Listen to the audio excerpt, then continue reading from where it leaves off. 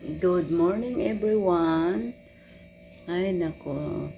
Pasensya niyo dyan sa mga hindi ko na-replyan tapos sa mga hindi ako nakapagbalik kasi busy si Marimar ngayon. Napaka-busy tayo ngayon, Diyos niyo. Malapit na naman pasukan. Kaya busy na tayo. Yung anak namin, hinahanapan na namin ng sandal dahil namimili ng sandal niya, guys. Gusto niya yung may takong. Kaya ngayon pa lang hinahanapan na namin siya ng sapatos. Alam mo naman, kailangan natin paghandaan kasi pag malapit ng pasukan, mahal na nga ang mga bilihin, tapos marami nang bumibili, kaya hindi ka makapag-concentrate mamimili kasi marami ding namimili.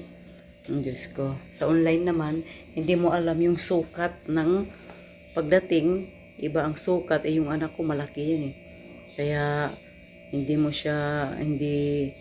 pwedeng basta-basta lang sa online kasi minsan binilhan namin siya sa online. Hindi kasya sa kanya.